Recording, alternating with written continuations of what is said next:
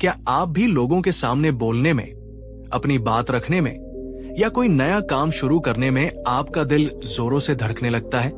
क्या लोग क्या कहेंगे? ये एक सवाल आपके सपनों और आपकी खुशियों पर भारी पड़ जाता है? अगर हाँ, तो विश्वास मानिए, आप अकेले नहीं हैं। हम में से अधिकांश लोग जीवन के किसी न किसी मोड़ पर इन भावनाओं से जूझते हैं। लेकिन क्या होगा अगर मैं आपसे कहूं कि इन बेड़ियों को तोड़ा जा सकता है? क्या होगा अगर मैं आपको बताऊं कि आत्मविश्वास और निर्भयता आपके भीतर ही मौजूद है, बस उसे जगाने की जरूरत है?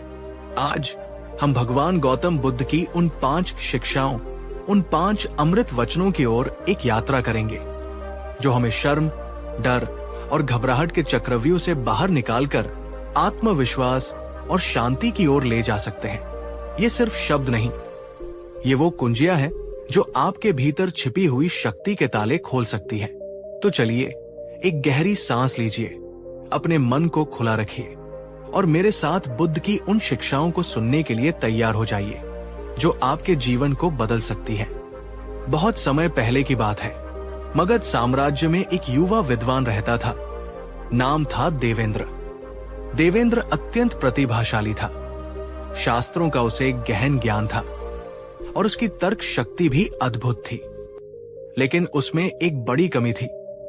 वो सार्वजनिक रूप से अपने विचार व्यक्त करने में अत्यधिक शर्म और घबराहट महसूस करता था। जब भी उसे किसी सभा में, राज दरबार में या अपने गुरुओं के समक्ष भी कुछ कहना होता, तो उसका दिल जोर जोर से धड़कने लगता, हथेलियां पसीने से भीग जाती और आवाज गले में ही अटक जाती। कई बार तो वो जानते हुए भी चुप रह जाता और बाद में इसी बात पर पछताता रहता कि उसने अवसर क्यों गवा दिया। लोग उसे उसकी प्रतिभा के बावजूद कम आंकने लगे थे। ये शर्म और घबराहट उसके जीवन की सबसे बड़ी बाधा बन चुकी थी। एक दिन निराश और हताश देवेंद्र ने भगवान बुद्ध की ख्याति सुनी, जो पास के ही एक आम्रवन में ठहरे हुए थे। उसे लगा शायद बुद्ध ही उसे इस मानसिक पीड़ा से मुक्ति दिला सकते हैं। वो बुद्ध के पास पहुंचा। बुद्ध एक वृक्ष के नीचे शांत भाव से बैठे थे। उनके चेहरे पर असीम करुणा और शांति झलक रही थी। देवेंद्र ने बुद्ध को प्रणाम किया और कांपते हुए स्वर में अपनी समस्या बताई। भगवान, मैं ज्ञान तो रखता हूं, पर उसे व्यक्त नहीं कर पाता। जब भी 4 लोगों के सामने बोलने का अवसर आता है, तो शर्म, डर और घबराहट मुझे घेर लेते हैं। मेरा आत्मविश्वास टूट जाता है। कृपा करके मेरा मार्गदर्शन करें। इस पीड़ा से मुझे मुक्ति दिलाएं। बुद्ध ने देवेंद्र की ओर स्नेहपूर्ण दृष्टि से देखा। उनके होठों पर एक हल्की मुस्कान थी। उन्होंने कहा, वत्स देवेंद्र, तुम्हारी पीड़ा का कारण बाहरी परिस्थितियां नहीं, बल्कि तुम्हारे मन की कुछ गलत धारणाएं हैं। तुम स्वयं को दूसरों की नजरों से देखते हो और अपने ही बनाए हुए भय के जाल में उलझ जाते हो। देवेंद्र ने उत्सुकता से पूछा, भगवान, वो कौन सी धारणाएं हैं? मैं उन्हें कैसे बदल सकता हूं? बुद्ध मुस्कुराए और कहा, मैं तुम्हें 5 सूत्र दूंगा। यदि तुमने इन्हें अपने जीवन में उतार लिया, तो शर्म, डर और घबराहट तुमसे ऐसे दूर हो जाएंगे जैसे सूर्योदय से अंधकार। और फिर बुद्ध ने अपने अमूल्य वचन कहना प्रारंभ किया। बुद्ध ने अपना पहला वचन कहा, देवेंद्र, तुम्हारी शर्म और घबराहट का एक बहुत बड़ा कारण यह है कि तुम इस बात की अत्यधिक चिंता करते हो कि लोग क्या कहेंगे या लोग मेरे बारे में क्या सोचेंगे। ये विचार तुम्हारे मन पर एक भारी बोझ की तरह है। उन्होंने स्पष्ट किया, ये समझो कि दूसरों के विचार, उनकी राय, उनके निर्णय तुम्हारे नियंत्रण में नहीं है। तुम कितने भी अच्छे क्यों न हो, तुम हर किसी को प्रसन्न नहीं कर सकते। कुछ लोग तुम्हारी प्रशंसा करेंगे, कुछ तुम्हारी आलोचना करेंगे और कुछ को तुमसे कोई फर्क ही नहीं पड़ेगा। ये संसार का नियम है। तुम्हारा कार्य केवल अपने सत्य पर चलना है, अपने धर्म का पालन करना है और अपना कर्म निष्ठापूर्वक करना है। लोगों की प्रतिक्रियाएं उनके अपने संस्कारों, उनकी अपनी समझ और उनके अपने दृष्टिकोण पर निर्भर करती है। उसे तुम पर हावी मत होने दो। यदि तुम हमेशा यही सोचते रहोगे कि दूसरे क्या सोच रहे हैं, तो तुम कभी भी स्वतंत्र और आत्मविश्वास से कोई कार्य नहीं कर पाओगे। मैं आपसे पूछना चाहता हूं, मेरे मित्रों, और सच सच बताइएगा, क्या लोग क्या कहेंगे ये सोच अक्सर आपको अपने मन की बात कहने से, कोई नया कदम उठाने से या अपने सपनों का पीछा करने से रोकती है? कितनी बार आपने दूसरों की संभावित प्रतिक्रिया के डर से अपने कदम पीछे खींच लिए हैं? नीचे कमेंट में अपने अनुभव साझा करें। ये जानना हम सब के लिए उपयोगी होगा कि ये समस्या कितनी आम है। बुद्ध ने शांति से कहा, वत्स, जब तुम दूसरों की राय से स्वयं को मुक्त कर लोगे, तभी तुम ऑथेंटिको बन पाओगे। तुम्हारा मूल्य दूसरों की तालियों या आलोचनाओं से तय नहीं होता। तुम्हारा मूल्य तुम्हारे अपने कर्मों और तुम्हारे अपने चरित्र में निहित है। अपने अंतर्मन की आवाज सुनो, वही तुम्हारा सच्चा मार्गदर्शक है। जब भी आपके मन में ये विचार आए कि लोग क्या कहेंगे, तो तुरंत स्वयं को याद दिलाएं, दूसरों की सोच पर मेरा नियंत्रण नहीं है। मेरा नियंत्रण सिर्फ अपने विचारों, अपने शब्दों और अपने कर्मों पर है। मैं अपना सर्वश्रेष्ठ करूंगा, परिणाम की चिंता किए बिना और दूसरों की राय की परवाह किए बिना। अपने किसी विश्वसनीय मित्र या गुरु से बात करें जो आपको सकारात्मक प्रतिक्रिया दे सके, न कि आपकी आलोचना करे। दोस्त, क्या आप आज से लोग क्या कहेंगे इस बोझ को अपने कंधों से उतार फेंकने को तैयार हैं? अगर हाँ, तो कमेंट में पूरी शक्ति से लिखिए, मैं दूसरों की राय से मुक्त होकर अपने सत्य पर चलूंगा। और इस वीडियो को हर उस व्यक्ति तक पहुंचाइए जो समाज के डर से अपने पंख नहीं खोल पा रहा है। बुद्ध ने देवेंद्र की आंखों में देखते हुए दूसरा वचन कहा, देवेंद्र, तुम्हारी शर्म का एक बड़ा कारण यह है कि तुम निरंतर अपनी तुलना दूसरों से करते हो। तुम देखते हो कि कोई और कितने आत्मविश्वास से बोल रहा है, कोई और कितना सफल है, और फिर तुम स्वयं को उनसे कम आंकने लगते हो। उन्होंने आगे समझाया, जैसे इस प्रकृति में हर फूल, हर पत्ता, हर जीव अपने आप में अद्वितीय है। उसकी अपनी खुशबू है, अपना रंग है, अपना गुण है। वैसे ही तुम भी अद्वितीय हो। तुम्हारी अपनी क्षमताएं हैं, तुम्हारा अपना सोचने का ढंग है, तुम्हारा अपना सत्य है। गुलाब कमल बनने की कोशिश नहीं करता और कमल चमेली बनने की। वे जैसे हैं वैसे ही पूर्ण है और सुंदर है। जब तुम स्वयं को किसी और जैसा बनाने की कोशिश करते हो या ये सोचते हो कि तुम किसी और से कमतर हो, तभी शर्म और हीन भावना जन्म लेती है। अपने मौलिक स्वरूप को पहचानो और उसे स्वीकार करो। बुद्ध ने देवेंद्र के कंधे पर हाथ रखते हुए कहा, वत्स, जिस दिन तुम ये समझ जाओगे कि तुम्हारी किसी से कोई प्रतिस्पर्धा नहीं सिवाय अपने आप से बेहतर बनने के, उस दिन तुम्हारी आधी शर्म स्वतः ही समाप्त हो जाएगी। अपनी अच्छाइयों को देखो, अपनी कमियों को स्वीकार करो और उन्हें सुधारने का प्रयास करो, लेकिन किसी और की नकल करके नहीं, बल्कि अपने तरीके से। इस वचन का प्रैक्टिकल उपाय, हर सुबह उठकर शीशे के सामने खड़े होकर स्वयं से कहें, मैं अद्वितीय हूं, मुझ में अपनी खूबियां हैं, मैं किसी से कम नहीं हूं, मैं जैसा भी हूं स्वीकार्य हूं और प्रेम के योग्य हूं। और दिन में जब भी तुलना का विचार मन में आए, तो तुरंत उसे पहचान कर इस एफर्मेशन को दोहराए। अपनी छोटी छोटी सफलताओं को पहचाने और उनकी सराहना करें। मेरे प्यारे दोस्तों, अगर बुद्ध का ये पहला वचन आपके दिल को छू गया हो और आपको अपनी मौलिकता का एहसास हुआ हो, तो इस वीडियो को एक लाइक देकर अपना समर्थन जताएं और इसे उन लोगों के साथ शेयर करें जो अक्सर खुद को दूसरों से कम समझकर शर्मिंदगी महसूस करते हैं। आपका एक शेयर किसी को आत्मविश्वास दिला सकता है। बुद्ध ने देवेंद्र की ओर देखकर, जो अब कुछ अधिक शांत दिख रहा था, तीसरा वचन कहा, देवेंद्र, तुम्हारा जो डर है, तुम्हारी जो घबराहट है, वो अधिकतर उन चीजों को लेकर है जो अभी हुई ही नहीं है। तुम पहले से ही ये कल्पना करने लगते हो कि अगर मैं बोलूंगा तो लोग हंसेंगे, अगर मैं असफल हो गया तो क्या होगा, अगर मुझसे कोई गलती हो गई तो मेरी इज्जत चली जाएगी। उन्होंने समझाया, ये समझो कि डर वर्तमान में नहीं होता, डर हमेशा भविष्य की कोख में पलता है। ये तुम्हारे मन द्वारा बनाई गई एक नकारात्मक कहानी है, एक छाया है। जैसे कोई व्यक्ति अंधेरे में रस्सी को सांप समझकर डरता है, वैसे ही तुम भी अज्ञात के भय से, काल्पनिक परिणामों से डरते हो। जब ज्ञान का प्रकाश होता है तो रस्सी रस्सी ही नजर आती है, सांप नहीं। वर्तमान क्षण में जियो। जब तुम बोलने के लिए खड़े हो तो सिर्फ उस क्षण पर ध्यान केंद्रित करो। न अतीत की असफलताओं को याद करो, न भविष्य की आशंकाओं में उलझो, बस अपने सत्य को व्यक्त करो। एक महत्वपूर्ण प्रश्न आप सभी से ध्यान से सोचकर उत्तर दें। आपका सबसे बड़ा काल्पनिक डर क्या है? यानी ऐसी कौन सी चीज है जिसके होने की आप कल्पना करके ही डर जाते हैं, जबकि वो अभी तक हुई नहीं है और शायद कभी होगी भी नहीं? कमेंट बॉक्स में साझा करें। हो सकता है अपने डर को लिखकर व्यक्त करने से ही उसका प्रभाव कुछ कम हो जाए।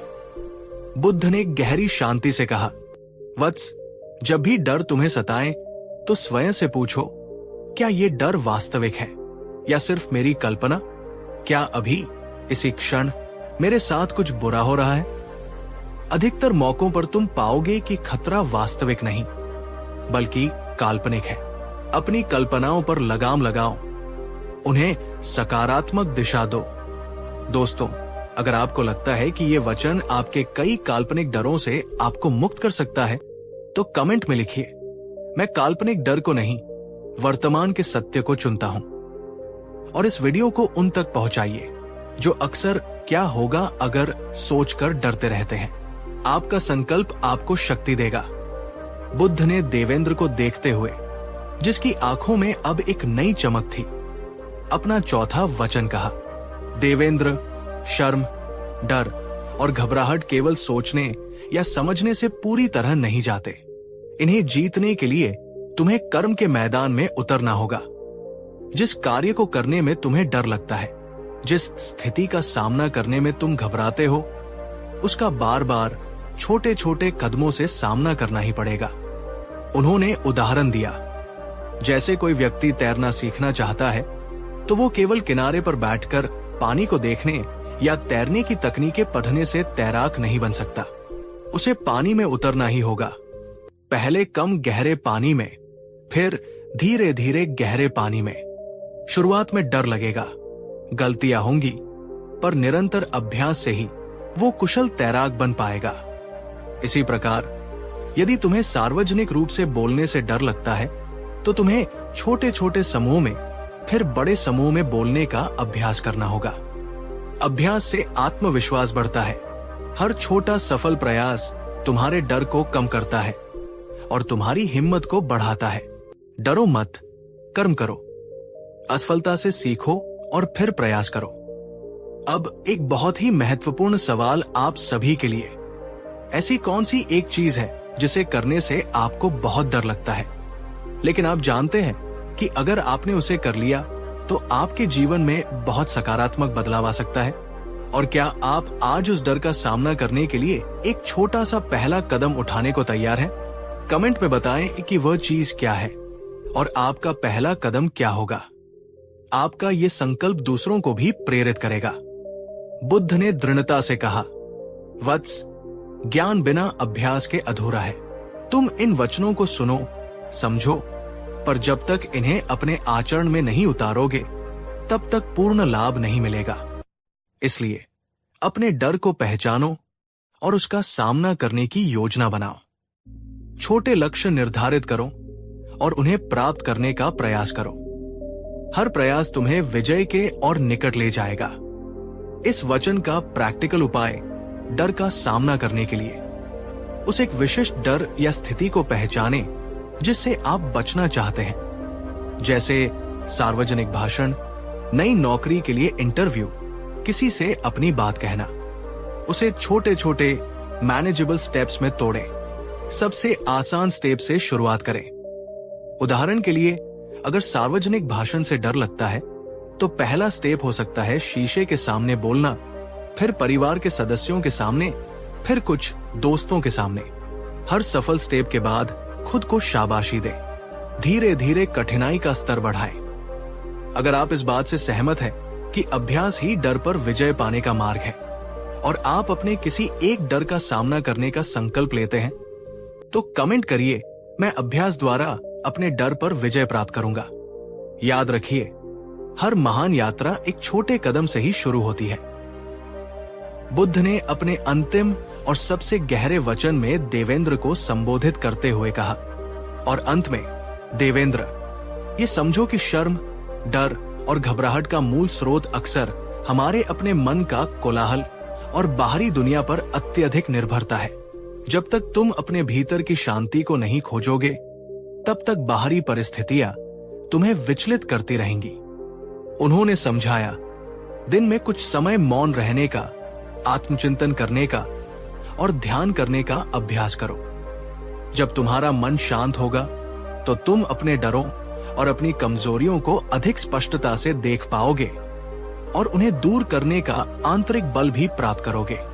मौन तुम्हें अपने सच्चे स्वरूप से जोड़ता है, जो भय और शर्म से परे है। जैसे एक झील जब शांत होती है तो उसका तल स्पष्ट दिखाई देता है, वैसे ही जब तुम्हारा मन शांत होता है तो तुम्हें आत्मज्ञान होता है। तुम ये समझने लगते हो कि तुम शरीर या मन से कहीं अधिक हो। तुम वो अविनाशी चेतना हो जिसमें असीम शक्ति और शांति है। दोस्तों, क्या आप अपने व्यस्त जीवन में से प्रतिदिन कुछ मिनट अपने लिए, अपने मन की शांति के लिए, मौन या ध्यान के लिए निकालते हैं? अगर हाँ, तो आपका अनुभव कैसा रहा है? और अगर नहीं, तो क्या आप आज से इसकी शुरुआत करना चाहेंगे? कमेंट में साझा करें। हाँ, मैं मौन का अभ्यास करता करती हूँ, या मैं आज से मौन को अपने जीवन में स्थान दूंगी। बुद्ध ने अपनी बात समाप्त करते हुए कहा, वत्स देवेंद्र, ये 5 सूत्र तुम्हारी ढाल भी है और तुम्हारा शस्त्र भी। इन्हें अपने जीवन में धारण करो। अपनी अद्वितीयता को पहचानो, काल्पनिक डरों से मुक्त हो, दूसरों की राय की चिंता छोड़ो, अभ्यास द्वारा अपने भय पर विजय पाओ और अपने भीतर की शांति में स्थित हो जाओ। तब कोई शर्म, कोई डर, कोई घबराहट तुम्हें छू भी नहीं पाएगी। देवेंद्र ने बुद्ध के इन 5 वचनों को अपने हृदय में गहराई से अंकित कर लिया। उसके मन का सारा बोझ हल्का हो गया था, जैसे किसी ने अंधेरे कमरे में दीपक जला दिया हो। उसने बुद्ध को धन्यवाद दिया और एक नए संकल्प के साथ वहां से विदा हुआ। देवेंद्र ने बुद्ध के बताए मार्ग पर चलना शुरू किया। उसने अपनी तुलना दूसरों से करनी छोड़ दी, अपनी मौलिकता को अपनाया। जब भी डर लगता, वो उसे काल्पनिक समझकर वर्तमान पर ध्यान केंद्रित करता। लोग क्या कहेंगे, इस विचार को उसने अपने मन से निकाल दिया। उसने छोटे छोटे अवसरों पर बोलने का अभ्यास शुरू किया। पहले अपने मित्रों के बीच, फिर छोटी सभाओं में। वो प्रतिदिन कुछ समय ध्यान और आत्मचिंतन में भी लगाने लगा। धीरे धीरे चमत्कार होने लगा। उसकी आवाज में दृढ़ता आने लगी, उसके शब्दों में स्पष्टता। उसकी शर्म और घबराहट कम होने लगी, उसका आत्मविश्वास बढ़ने लगा। कुछ ही महीनों में देवेंद्र की ख्याति एक निर्भीक और प्रभावशाली वक्ता के रूप में फैलने लगी। वही देवेंद्र जो कभी बोलने से डरता था, अब बड़े बड़े विद्वानों और राजाओं को भी अपने ज्ञान और वाणी से प्रभावित कर रहा था। एक दिन वो पुनः बुद्ध के दर्शनों के लिए पहुंचा। इस बार उसके चेहरे पर कृतज्ञता के आंसू थे। बुद्ध ने उसे देखकर केवल मुस्कुरा दिया। उनकी मुस्कान में वही असीम करुणा और स्वीकृति थी। बुद्ध ने कहा, वत्स, ये विजय तुम्हारी अपनी है। तुमने ज्ञान को आचरण में उतारा, इसलिए तुम सफल हुए। स्मरण रखो, सच्चा ज्ञान वही है जो जीवन को रूपांतरित कर दे। तो मेरे प्यारे मित्रों, देवेंद्र की ये कहानी और बुद्ध के ये 5 शाश्वत वचन हमें यही सिखाते हैं कि शर्म, डर और घबराहट कोई स्थायी अवस्था नहीं है। ये मन की वो स्थितियां हैं जिन्हें सही समझ और सही अभ्यास से बदला जा सकता है। क्या आपने इन 5 वचनों में अपने लिए कोई समाधान पाया? क्या आपको लगा कि इनमें से कोई एक वचन विशेष रूप से आपके लिए ही था? अगर हाँ, तो आज से इन 5 सूत्रों को अपने जीवन का हिस्सा बना लीजिए। उन्हें सिर्फ याद मत रखिए, बल्कि देवेंद्र की तरह उन्हें अपने आचरण में उतारिए और फिर देखिए कैसे आपके भीतर का आत्मविश्वास जागृत होता है और कैसे शर्म, डर और घबराहट आपके जीवन से विदा लेते हैं। ये एक यात्रा है और हर यात्रा में समय लगता है। अपने प्रति धैर्यवान रहें और निरंतर प्रयास करते रहें। अगर इस वीडियो ने, बुद्ध के इन गहन वचनों ने आपके मन को छुआ है, आपको एक नई दिशा दी है और आपके भीतर एक नई उम्मीद जगाई है, तो कृपया इस वीडियो को एक जोरदार लाइक देकर अपना स्नेह अवश्य दर्शाएं और नीचे कमेंट में लिखकर मुझे जरूर बताइए बुद्ध का कौन सा वचन आज मेरे लिए सबसे महत्वपूर्ण साबित हुआ और मैं उसे अपने जीवन में कैसे उतारूंगा। आपके संकल्प हमें भी प्रेरित करते हैं। और हाँ, एक बहुत ही महत्वपूर्ण निवेदन, इस वीडियो को अपने उन सभी प्रियजनों, मित्रों और साथियों के साथ शेयर अवश्य करिए जो शर्म, डर या घबराहट के कारण अपने सपनों को पूरा नहीं कर पा रहे हैं, जो अपनी बात कहने से हिचकिचाते हैं या जो आत्मविश्वास की कमी महसूस करते हैं।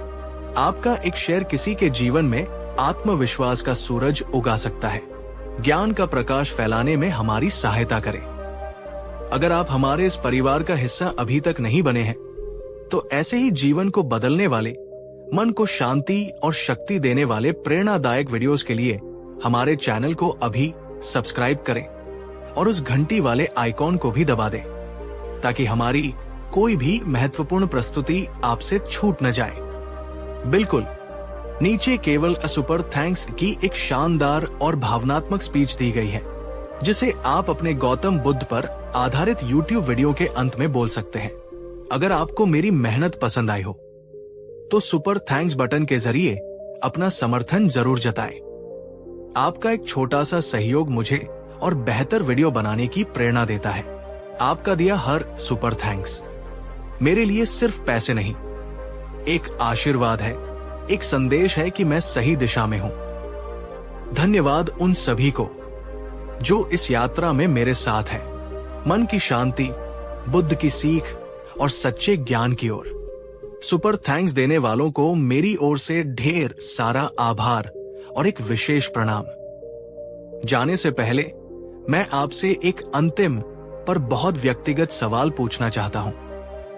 अगर आपके जीवन से शर्म, डर और घबराहट पूरी तरह से निकल जाए, तो वो सबसे पहला बड़ा काम या सपना कौन सा होगा जिसे आप पूरा करना चाहेंगे? कृपया नीचे कमेंट बॉक्स में अपने उस सपने को, उस लक्ष्य को हमारे साथ साझा करें। अपने सपनों को शब्दों में व्यक्त करने से उन्हें पूरा करने की शक्ति मिलती है। हम सब आपके सपनों को जानकर बहुत प्रसन्न होंगे। अपने भीतर की शक्ति को पहचानिए, अपने आत्मविश्वास को जगाइए। आप अद्वितीय हैं, आप सक्षम हैं, आप निर्भीक बन सकते हैं। अगली बार तक अपना और अपने सपनों का ख्याल रखें। बहुत बहुत धन्यवाद। जय हिंद। कहानी 2। क्या आपको भी कभी कभी ऐसा लगा कि एक मुश्किल खत्म होती नहीं कि दूसरी दरवाजे पर दस्तक देने लगती है? क्या आप भी सोचते हैं कि काश कोई ऐसा जादू हो जाए जिससे सारी समस्याएं हमेशा के लिए गायब हो जाएं? दोस्तों, जीवन और समस्याएं एक सिक्के के 2 पहलू की तरह है। जब तक जीवन है, चुनौतियां, कठिनाइयां और अप्रत्याशित बाधाएं आती रहेंगी। ये एक कड़वा सच है, लेकिन सच है। लेकिन क्या हो अगर मैं आपसे कहूं कि समस्याओं को खत्म करने का प्रयास करने के बजाय हम खुद को इतना मजबूत बना सकते हैं कि कोई भी समस्या हमें तोड़ न सके?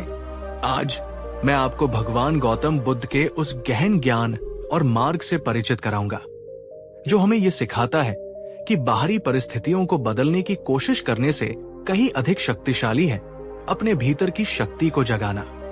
ये कहानी किसी जादुई समाधान की नहीं, बल्कि आत्मरूपांतरण की है। ये समझने की कि समस्याएं हमें कमजोर करने के लिए नहीं, बल्कि हमें और अधिक मजबूत और अधिक सहनशील और अधिक बुद्धिमान बनाने के लिए आती है। तो चलिए अपने मन को खुला रखकर एक गहरी सांस लेकर बुद्ध के उस मार्ग को समझने का प्रयास करते हैं जो हमें हर तूफान में अडिग रहना सिखाता है। बहुत समय पहले श्रावस्ती नगरी में धनंजय नाम का एक अत्यंत धनी और सफल व्यापारी रहता था। उसका व्यापार दूर दूर तक फैला था।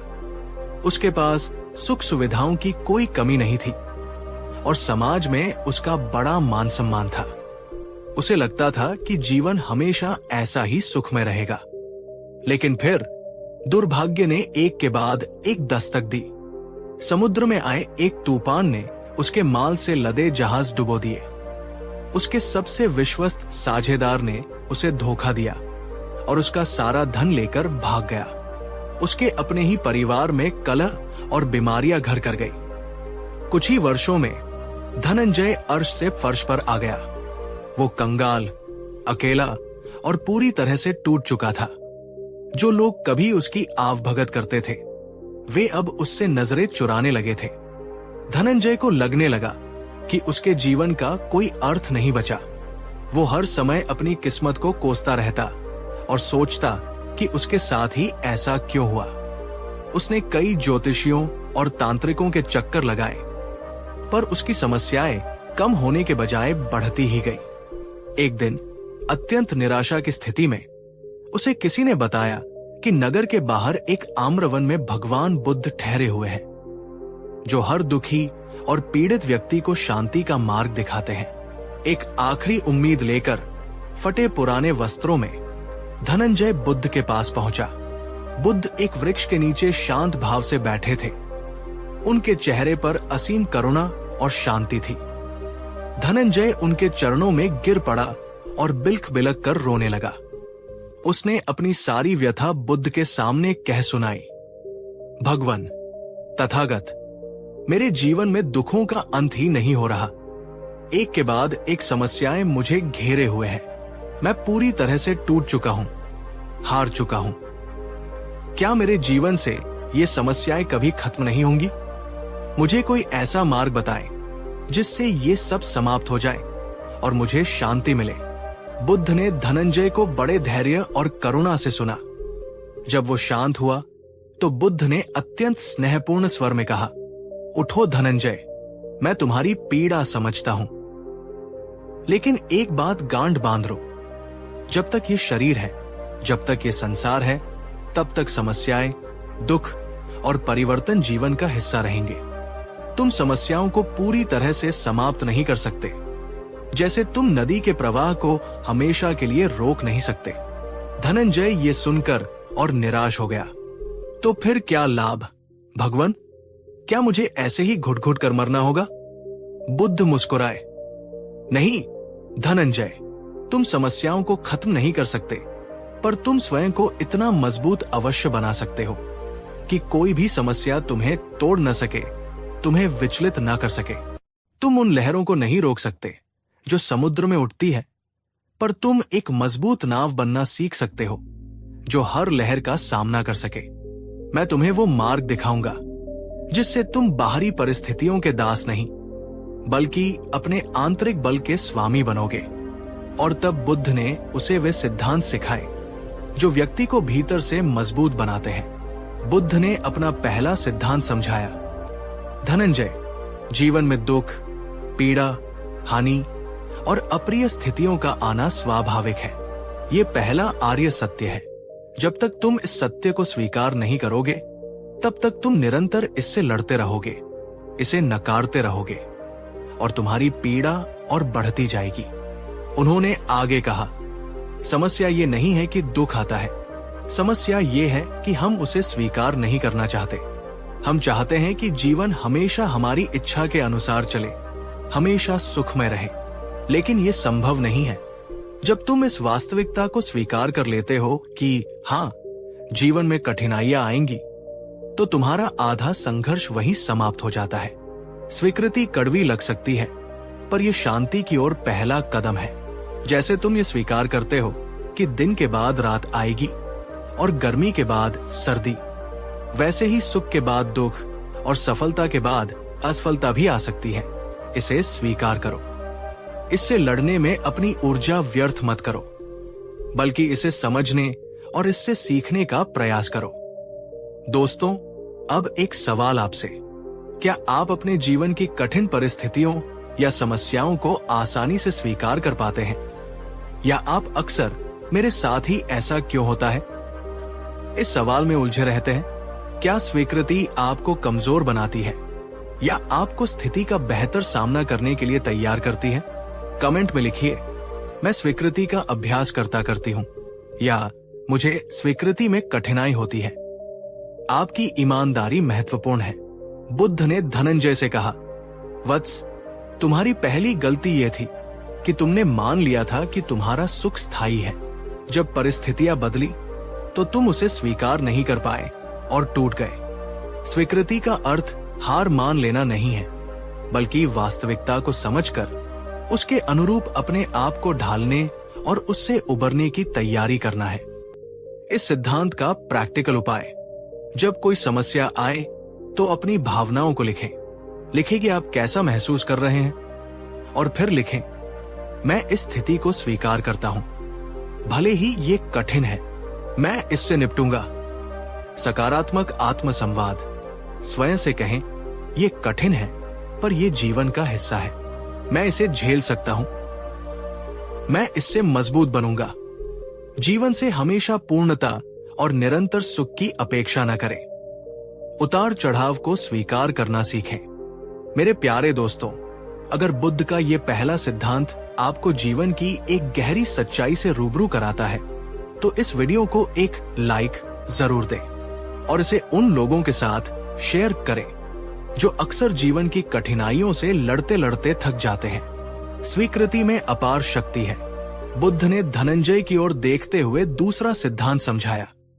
धनंजय, तुम्हारी पीड़ा का दूसरा बड़ा कारण है तुम्हारा अत्यधिक मोह और आसक्ति अपने धन से, अपनी प्रतिष्ठा से, अपने सुखों से और यहाँ तक कि अपने दुखों से भी। जब तुम किसी चीज से बहुत अधिक जुड़ जाते हो तो उसके बदलने या खो जाने पर तुम्हें उतना ही अधिक कष्ट होता है। उन्होंने समझाया, संसार की हर वस्तु, हर स्थिति, हर संबंध परिवर्तनशील है। ये दूसरा आर्य सत्य है, अनिच्छा, इम्पर्मनेंस। कुछ भी स्थायी नहीं है। आज जो सुख है कल वो नहीं भी रह सकता। आज जो सफलता है कल असफलता भी आ सकती है। जब तुम इस परिवर्तनशीलता के नियम को समझ लेते हो और किसी भी चीज से चिपकने की आदत छोड़ देते हो, तो तुम बहुत से दुखों से बच जाते हो। अनासक्ति का अर्थ ये नहीं है कि तुम प्रेम करना छोड़ दो या जिम्मेदारियों से भाग जाओ। इसका अर्थ है कि तुम हर चीज का उपयोग करो, हर संबंध को निभाओ, पर उसमें अपनी पहचान और अपना अस्तित्व पूरी तरह से विलीन मत करो। जानो कि सब कुछ अस्थायी है। सुख आए तो उसका आनंद लो, पर उसमें इतने मत डूब जाओ कि उसके जाने पर तुम बिखर जाओ। दुख आए तो उसे अनुभव करो, पर उसे पकड़कर मत बैठो। एक बहुत ही महत्वपूर्ण प्रश्न आप सभी से ध्यान से सोचकर उत्तर दें। आपके जीवन में ऐसी कौन सी चीजें या लोग हैं जिनसे आप बहुत अधिक जुड़े हुए हैं और जिनके खोने का विचार ही आपको अत्यधिक पीड़ा देता है? क्या ये आसक्ति आपको मजबूत बनाती है या कमजोर? कमेंट बॉक्स में साझा करें। ये आत्मनिरीक्षण आपको अपनी कमजोरियों को पहचानने में मदद करेगा। बुद्ध ने गहरी शांति से कहा, वत्स, तुमने अपने व्यापार, अपने धन और अपनी सामाजिक स्थिति से अपनी पहचान बना ली थी। जब वे चीजें चली गईं, तो तुम्हें लगा कि तुम स्वयं समाप्त हो गए। अनासक्ति का अभ्यास तुम्हें यह सिखाएगा कि तुम इन बाहरी चीजों से कहीं अधिक हो। तुम्हारी वास्तविक शक्ति और शांति तुम्हारे भीतर है, न कि बाहरी वस्तुओं में। इस सिद्धांत का प्रैक्टिकल उपाय, उदास स्माइली ध्यान के माध्यम से वस्तुओं और भावनाओं की अस्थायी प्रकृति का निरीक्षण करें। देखें कि कैसे विचार और संवेदनाएं आती जाती हैं। कुछ भी स्थायी नहीं रहता। दान और सेवा, दूसरों को देने और उनकी सेवा करने से मेरा और मुझे की भावना कम होती है और आसक्ति घटती है। कभी कभी शांति से बैठकर कल्पना करें कि आपके पास जो कुछ भी है, प्रियजन, वस्तुएं, वो नहीं है। यह आपको उनकी कीमत समझने और उनके प्रति अनासक्त रहने में मदद करेगा, ताकि जब वे वास्तव में न रहें तो आप कम दुखी हों।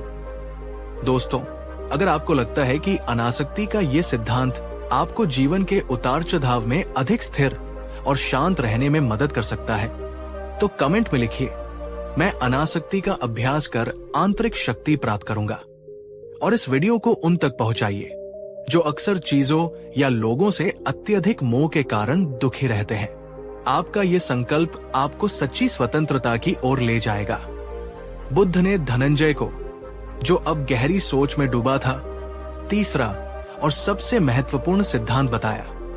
धनंजय, तुम्हारी सभी समस्याओं और पीड़ाओं का मूल स्रोत बाहरी परिस्थितियां नहीं, बल्कि तुम्हारा अपना अनियंत्रित और अप्रशिक्षित मन है।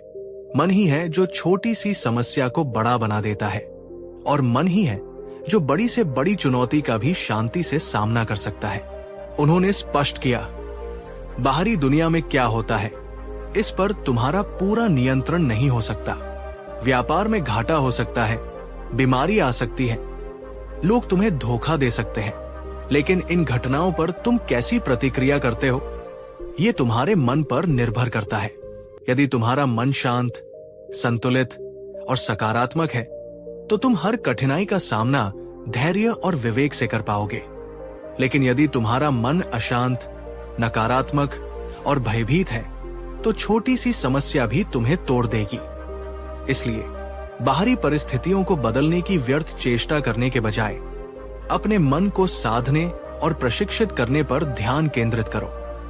ध्यान, सजगता, माइंडफुलनेस और सकारात्मक चिंतन के माध्यम से अपने मन को अपना मित्र बनाओ, शत्रु नहीं। जब तुम अपने मन के स्वामी बन जाओगे, तो कोई भी बाहरी समस्या तुम्हें स्थायी रूप से दुखी नहीं कर पाएगी।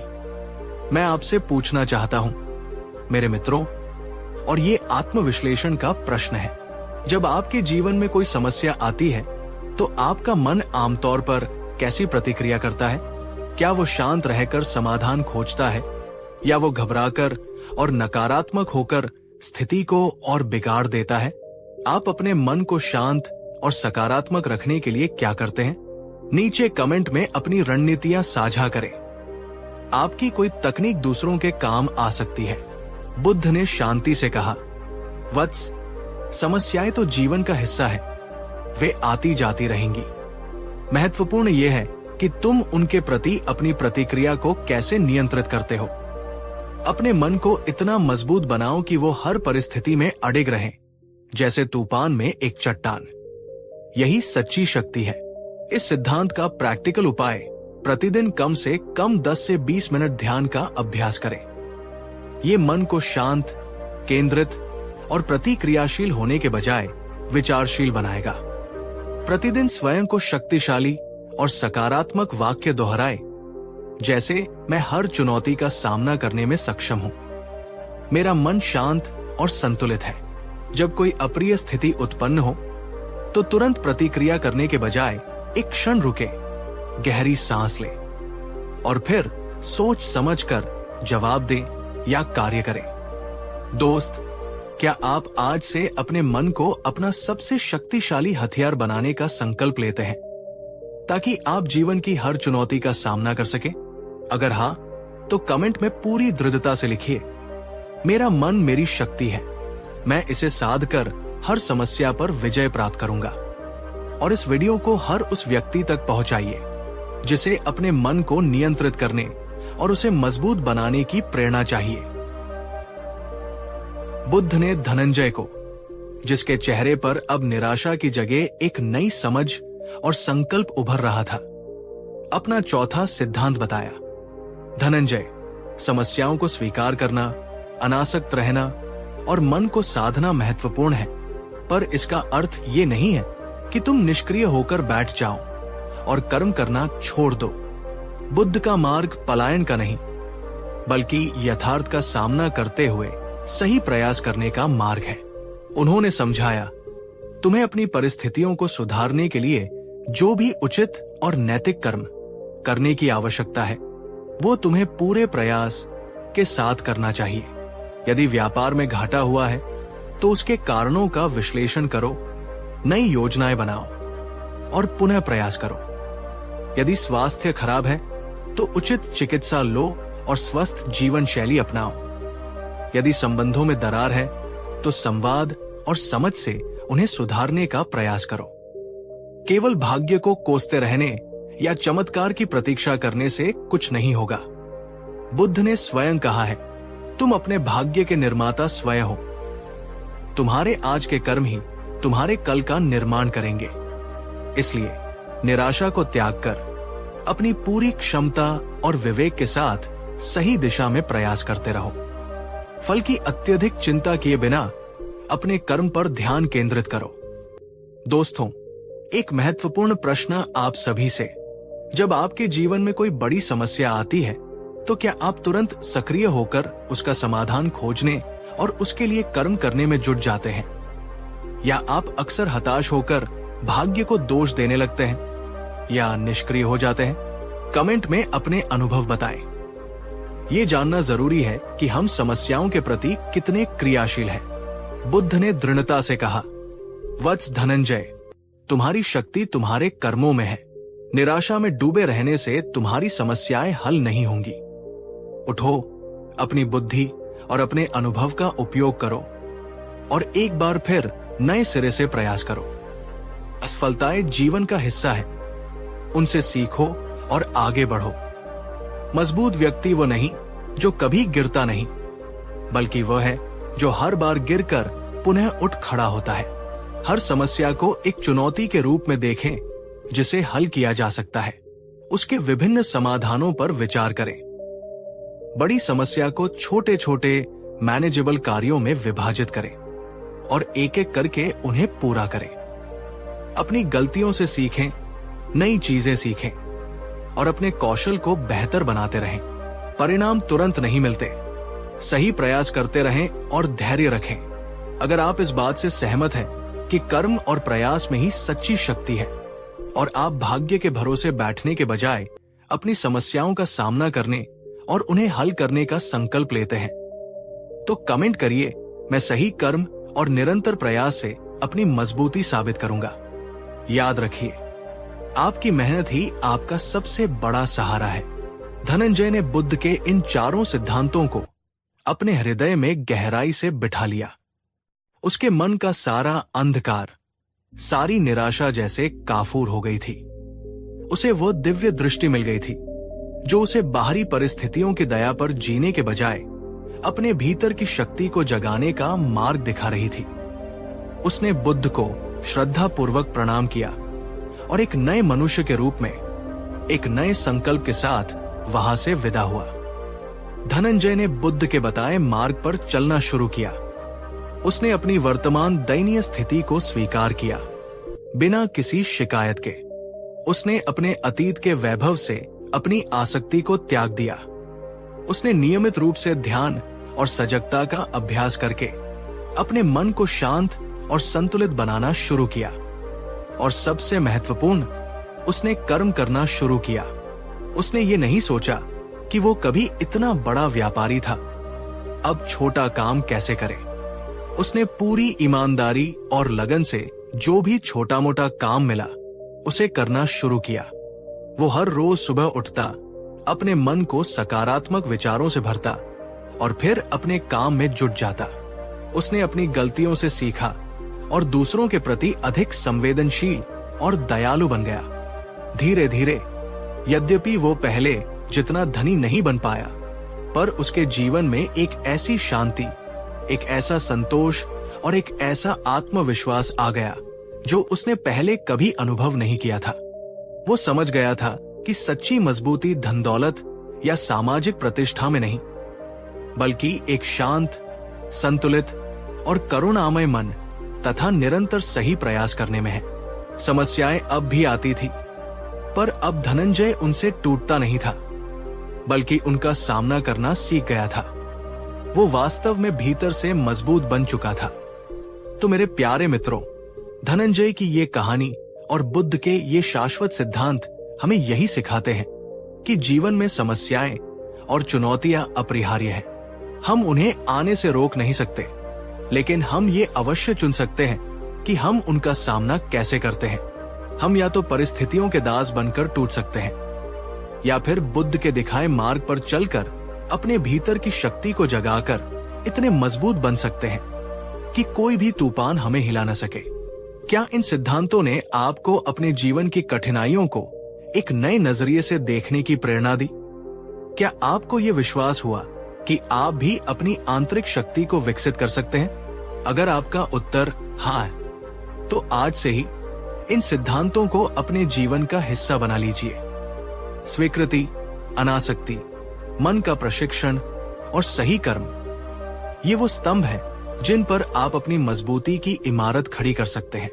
और फिर देखिएगा, समस्याएं आएंगी और जाएंगी, पर आप अडिग रहेंगे, शांत रहेंगे और हर अनुभव से सीखते हुए और अधिक मजबूत बनते जाएंगे। अगर इस वीडियो ने, बुद्ध के इन गहन सिद्धांतों ने आपके मन को छुआ है, आपको एक नई दिशा दी है और आपके भीतर अपनी आंतरिक शक्ति को जगाने की एक नई उम्मीद जगाई है, तो कृपया इस वीडियो को एक जोरदार लाइक देकर अपना अमूल्य समर्थन अवश्य दर्शाएं और नीचे कमेंट में लिखकर मुझे जरूर बताइए, बुद्ध का कौन सा सिद्धांत आज मुझे सबसे ज्यादा शक्तिशाली लगा और मैं उसे अपने जीवन में उतारकर कैसे मजबूत बनूंगा। आपके संकल्प हमें भी प्रेरित करते हैं और एक सकारात्मक ऊर्जा का संचार करते हैं। और हाँ, एक बहुत ही महत्वपूर्ण निवेदन, इस वीडियो को अपने उन सभी प्रियजनों, मित्रों और साथियों के साथ शेयर अवश्य करिए जो जीवन की समस्याओं से जूझ रहे हैं, जो निराश या हताश महसूस कर रहे हैं, या जिन्हें अपने भीतर की शक्ति को पहचानने और विकसित करने की प्रेरणा चाहिए। आपका एक शेयर किसी के जीवन में आशा का दीपक जला सकता है, किसी को टूटने से बचा सकता है। ज्ञान और सकारात्मकता फैलाने में हमारा साथ दे। अगर आप हमारे इस परिवार का हिस्सा अभी तक नहीं बने हैं और ऐसे ही जीवन को बदलने वाले, मन को शांति और शक्ति देने वाले प्रेरणादायक वीडियोस निरंतर प्राप्त करना चाहते हैं, तो हमारे चैनल को अभी सब्सक्राइब करें और उस घंटी वाले आइकॉन को भी दबा दें ताकि हमारी कोई भी महत्वपूर्ण प्रस्तुति आपसे छूट न जाए। दोस्तों, अगर आप यहाँ तक वीडियो देख रहे हैं तो इसका मतलब है कि आप सच में बुद्ध की शिक्षाओं को समझना चाहते हैं और इसी वजह से एक बात दिल से कहनी है, और आप सभी का बहुत बहुत धन्यवाद। आपके प्यार, आपके कमेंट्स और आपके लाइक से ही ये चैनल जिंदा है। और हाँ, अगर आपको लगता है कि ये वीडियो, ये मेहनत आपके मन को शांति देती है, आपकी सोच को बदलती है, सुपर थैंक्स के जरिए अपना आशीर्वाद जरूर दीजिए। ये छोटा सा सहयोग हमारे लिए बहुत बड़ा संबल है ताकि हम और भी बेहतर वीडियो ला सके। हर एक सुपर थैंक्स एक नई कहानी, एक नई सीख बन जाता है। तो दिल से कहता हूं, आपका साथ, आपका प्रेम अनमोल है। धन्यवाद। और चलिए अब आगे बढ़ते हैं बुद्ध की अगली गहरी बात की ओर। कहानी 3। क्या आपके जीवन में भी कोई ऐसा डर है जो आपको आगे बढ़ने से रोकता है? कोई ऐसी घबराहट जो आपके सपनों पर ताला लगा देती है?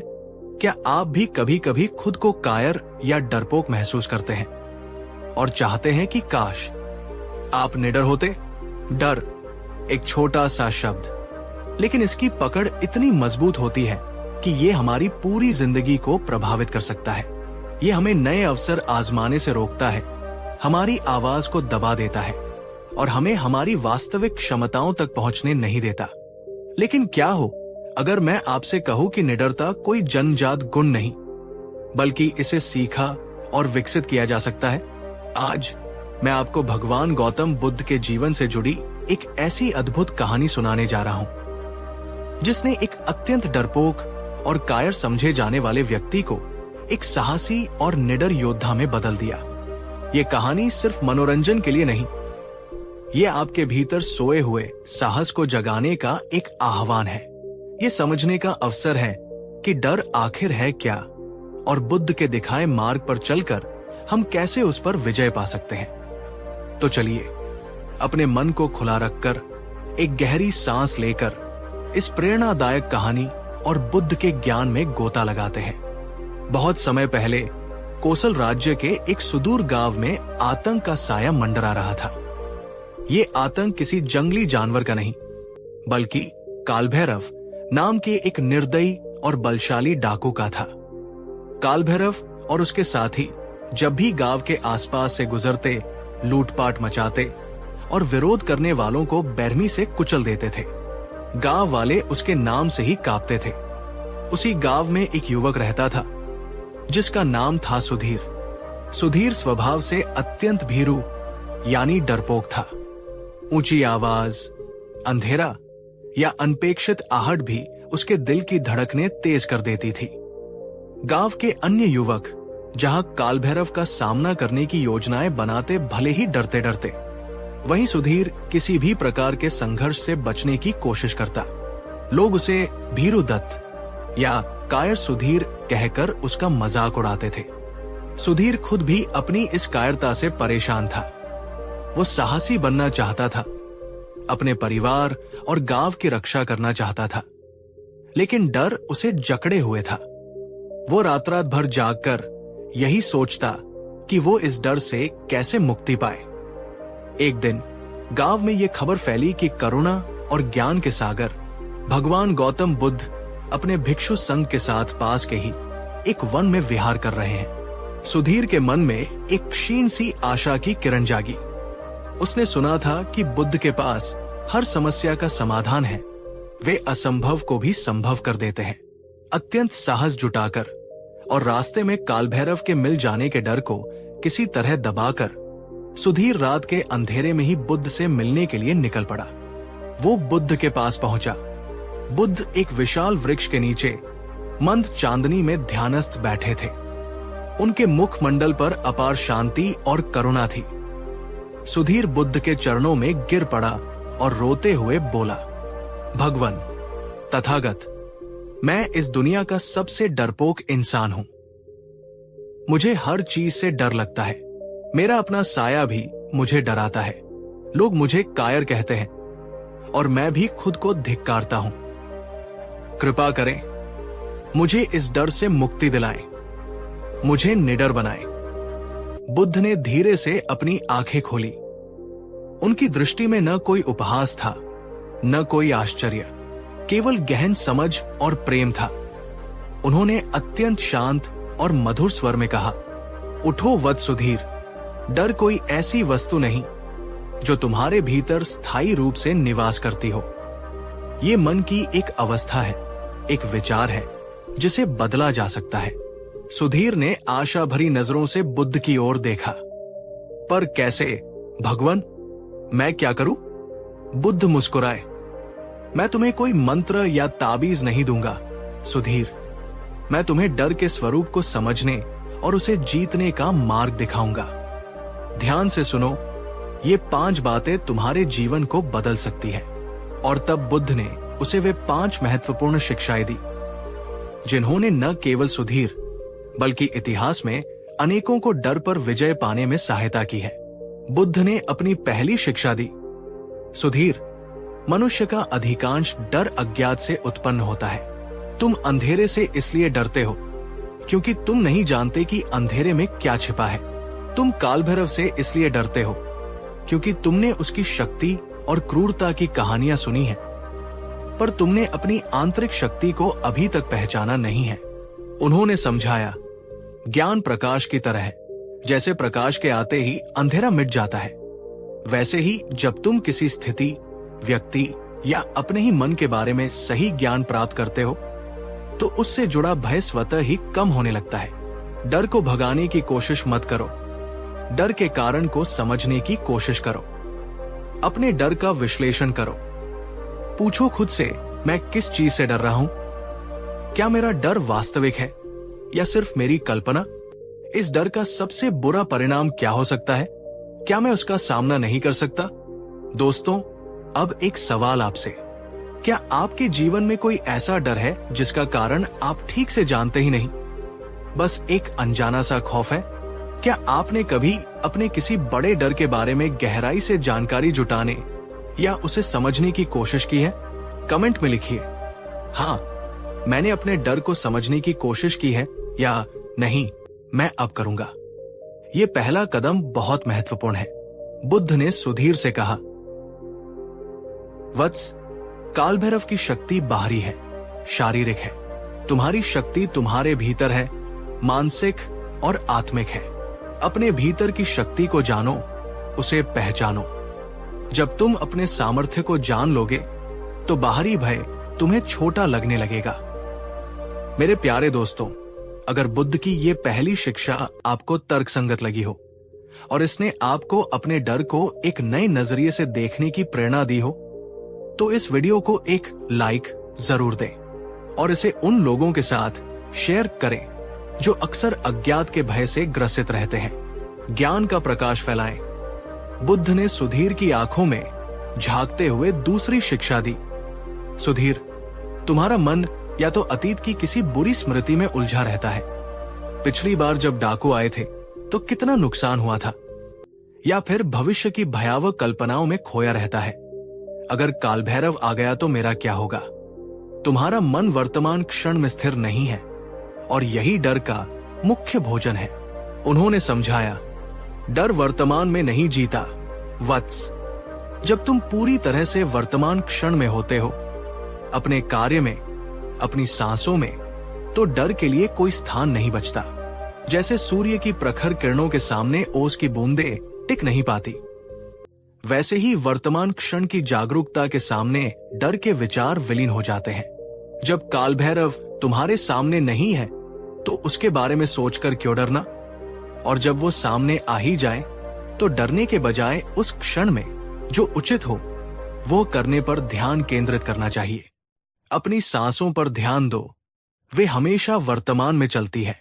अपनी इंद्रियों को वर्तमान में महसूस होने वाली चीजों पर लगाओ। एक बहुत ही महत्वपूर्ण सवाल आप सभी से ध्यान से सोचकर उत्तर दें। जब आप किसी चीज से डरते हैं तो क्या आपका मन अक्सर क्या होगा अगर, व्हाट इफ जैसे भविष्य सूचक नकारात्मक विचारों में उलझ जाता है? या फिर आप अतीत की किसी बुरी घटना को याद करके वर्तमान में भी भयभीत रहते हैं? कमेंट बॉक्स में साझा करें। ये समझने में मदद करेगा कि हमारा मन कैसे डर को पकड़ कर रखता है।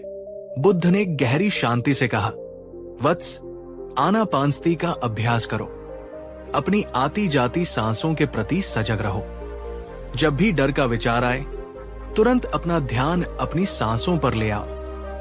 ये तुम्हें वर्तमान में स्थापित करेगा, जहां कोई डर नहीं है, केवल कर्म है। इस शिक्षा का प्रैक्टिकल उपाय, दिन में कोई भी एक काम, जैसे खाना खाना, चलना, पूरी जागरूकता के साथ करें। अपनी सभी इंद्रियों का उपयोग करें। क्या देख रहे हैं, क्या सुन रहे हैं, क्या सूंघ रहे हैं, क्या स्पर्श कर रहे हैं, क्या स्वाद ले रहे हैं। सांसों पर ध्यान। जब भी डर लगे 5 से 10 गहरी और धीमी सांसें लें। हर सांस के साथ महसूस करें कि आप शांति अंदर ले रहे हैं और डर बाहर छोड़ रहे हैं। दोस्तों, अगर आपको लगता है कि वर्तमान में जीने की ये कला आपके डर को कम कर सकती है, तो कमेंट में लिखिए, मैं वर्तमान में जीकर डर को हराऊंगी। और इस वीडियो को उन तक पहुंचाइए जो या तो अतीत में फंसे हैं या भविष्य की चिंता में डूबे रहते हैं। आपका ये संकल्प आपको वर्तमान की शक्ति से जोड़ेगा। बुद्ध ने सुधीर की ओर देखकर, जिसके चेहरे पर अब कुछ आशा की झलक थी, तीसरी शिक्षा दी। सुधीर, तुम्हारा सबसे बड़ा शत्रु बाहर नहीं, तुम्हारे अपने मन के भीतर है। तुम्हारे नकारात्मक और भयभीत करने वाले विचार। तुम निरंतर स्वयं को मैं डरपोक हूं, मैं कुछ नहीं कर सकता, मैं हार जाऊंगा जैसे संदेश देते रहते हो। और तुम्हारा मन इन्हीं संदेशों को सच मान लेता है। उन्होंने स्पष्ट किया, मन एक उपजाऊ खेत की तरह है। तुम उसमें जैसे बीज बोओगे वैसी ही फसल काटोगे। यदि तुम डर, शंका और कायरता के बीज बोओगे तो तुम्हें वही मिलेगा। लेकिन यदि तुम साहस, आत्मविश्वास और दृढ़ता के बीज बोओगे तो तुम्हारा जीवन उसी दिशा में परिवर्तित होने लगेगा। अपने विचारों के प्रति सजग हो जाओ। जैसे ही कोई नकारात्मक या डरावना विचार मन में आए, उसे पहचानो और तुरंत उसे एक सकारात्मक और शक्तिशाली विचार से बदलो। मैं डरपोक हूं के स्थान पर कहो मैं साहसी बन रहा हूं। मैं नहीं कर सकता के स्थान पर कहो मैं कोशिश करूंगा और सफल होऊंगा। मैं आपसे पूछना चाहता हूं मेरे मित्रों, और ये बहुत महत्वपूर्ण है, क्या आप अक्सर अपने बारे में नकारात्मक बातें सोचते हैं? क्या आपकी सेल्फ टॉक, खुद से बातचीत ज्यादातर निराशाजनक होती है? और क्या आपने कभी अपने नकारात्मक विचारों को चुनौती देकर उन्हें सकारात्मक में बदलने की कोशिश की है? नीचे कमेंट में अपने अनुभव साझा करें। ये जानना महत्वपूर्ण है कि हम अपने मन से कैसी बातें करते हैं। बुद्ध ने शांति से कहा, वत्स, सकारात्मक प्रतिज्ञान अफर्मेशंस की शक्ति को समझो। प्रतिदिन सुबह उठकर और रात को सोने से पहले स्वयं से कहो, मैं साहसी हूं, मैं निडर हूं, मुझ में हर चुनौती का सामना करने की शक्ति है। इन शब्दों को केवल दोहराओ मत, इन्हें महसूस करो। धीरे धीरे ये तुम्हारे अवचेतन मन में स्थापित हो जाएंगे और तुम्हारा स्वभाव बदलने लगेगा। नकारात्मक विचारों को पहचानें। जब भी आप डर या चिंता महसूस करें तो ध्यान दें कि आपके मन में कौन से विचार चल रहे हैं। उन्हें चुनौती दें। पूछें, क्या ये विचार सच है? क्या इसका कोई सबूत है? उन्हें बदलें। उस नकारात्मक विचार को एक यथार्थवादी और सकारात्मक विचार से बदलें। उदाहरण, मैं मंच पर बोलने से डरता हूं को बदलें, मैं मंच पर बोलने का अभ्यास करूंगा और हर बार बेहतर होता जाऊंगा। प्रतिदिन साहस, आत्मविश्वास और निडरता से जुड़े सकारात्मक वाक्य दोहराएं। दोस्त, क्या आप आज से अपने विचारों की बागडोर अपने हाथ में लेने को तैयार हैं और नकारात्मकता को सकारात्मकता से बदलने का संकल्प लेते हैं? अगर हां, तो कमेंट में पूरी शक्ति से लिखिए, मेरे विचार मेरी शक्ति है, मैं सकारात्मक सोचूंगा और निडर बनूंगा। और इस वीडियो को हर उस व्यक्ति तक पहुंचाइए जो नकारात्मक विचारों के जाल में फंसा हुआ है। बुद्ध ने सुधीर को देखते हुए, जिसकी आंखों में अब ज्ञान की प्यास और गहरी हो गई थी, अपनी चौथी शिक्षा दी। सुधीर, डर अक्सर स्वार्थ और मैं और मेरा की भावना से जुड़ा होता है। मेरा क्या होगा? मुझे चोट न लग जाए, मेरा नुकसान न हो जाए। जब हम केवल अपने बारे में सोचते हैं तो डर हमें आसानी से घेर लेता है। उन्होंने समझाया, इसके विपरीत, जब तुम अपने हृदय में दूसरों के प्रति करुणा और मैत्री का भाव जगाते हो तो तुम्हारा ध्यान स्वयं से हटकर दूसरों की भलाई पर केंद्रित हो जाता है। जब तुम किसी और की पीड़ा को दूर करने का प्रयास करते हो या किसी की रक्षा के लिए खड़े होते हो तो तुम्हारा अपना डर गौण हो जाता है। प्रेम और करुणा में वो शक्ति है जो बड़े से बड़े डर को भी पिघला सकती है। काल भैरव से तुम्हें इसलिए भी अधिक डर लगता है क्योंकि तुम उसे एक शत्रु के रूप में देखते हो जो केवल तुम्हें नुकसान पहुंचा सकता है। पर यह भी सोचो कि वह भी किसी न किसी दुख या अज्ञान के कारण ही इस मार्ग पर है। अपने मन में सभी प्राणियों के प्रति, यहां तक कि अपने शत्रुओं के प्रति भी घृणा नहीं बल्कि करुणा का एक अंश रखने का प्रयास करो। यह तुम्हें आंतरिक रूप से मजबूत बनाएगा। अब एक थोड़ा गहरा सवाल आप सभी के लिए, क्या आपने कभी महसूस किया है कि जब आप किसी और की मदद करते हैं या किसी के प्रति प्रेम और सहानुभूति दिखाते हैं तो आपका अपना डर या चिंता कम हो जाती है? कमेंट में बताएं कि करुणा या मैत्री के किसी कार्य ने आपके डर को कैसे प्रभावित किया। बुद्ध ने दृढ़ता से कहा, वत्स, अपने गांव वालों के प्रति प्रेम और उनकी रक्षा की भावना को अपने भीतर प्रबल करो।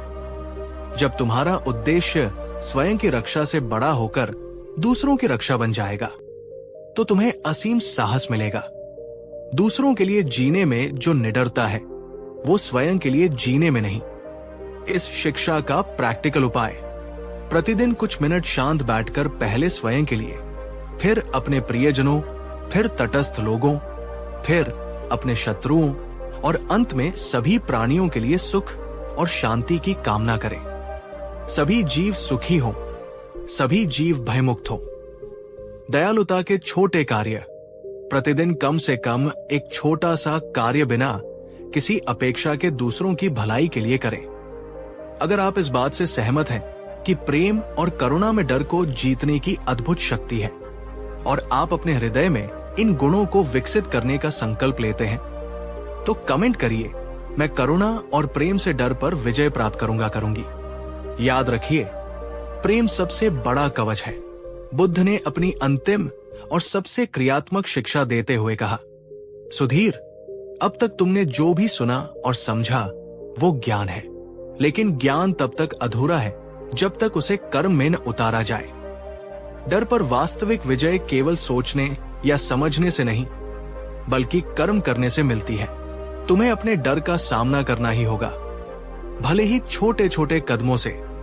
उन्होंने समझाया, यदि अंधेरे से डर लगता है तो रोज कुछ देर अंधेरे में बैठने का अभ्यास करो। यदि ऊंची आवाज से डर लगता है तो धीरे धीरे उन स्थितियों का सामना करो जहां तुम्हें उसका अभ्यस्त होना पड़े। जिस चीज से तुम भागते हो वो तुम्हारा पीछा करती है, जिस चीज का तुम सामना करते हो वो शक्तिहीन हो जाती है। काल भैरव का सामना करने के लिए तुम्हें सीधे जाकर उससे युद्ध करने की आवश्यकता नहीं है। पहला कदम हो सकता है अपने गांव के युवाओं को संगठित करना, आत्मरक्षा के लिए प्रशिक्षण लेना, या बस अपने मन में ये दृढ़ निश्चय करना कि अब मैं और नहीं डरूंगा, मैं सामना करूंगा। दोस्तों, ये सबसे महत्वपूर्ण प्रश्न है। आज आप अपने किसी एक डर का सामना करने के लिए वो कौन सा एक छोटा सा, बहुत छोटा सा पहला कदम उठा सकते हैं? बड़ा तूफान लाने की जरूरत नहीं, बस एक मोमबत्ती जलाने जितना छोटा कदम। कमेंट में अपना वो पहला छोटा कदम लिखिए। ये लिखना भी उस कदम को उठाने की ओर पहला कदम है।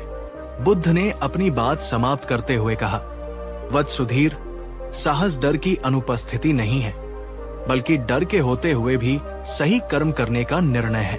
जाओ और इन शिक्षाओं को अपने जीवन में उतारो। अपने डर को एक चुनौती समझो, एक अवसर समझो अपने भीतर के योद्धा को जगाने का। सुधीर बुद्ध के वचनों को हृदय में धारण कर गांव लौटा। वो अब पहले वाला भीरुदत्त सुधीर नहीं था।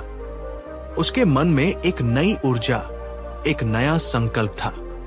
उसने बुद्ध की हर शिक्षा को अपने जीवन में उतारना शुरू किया।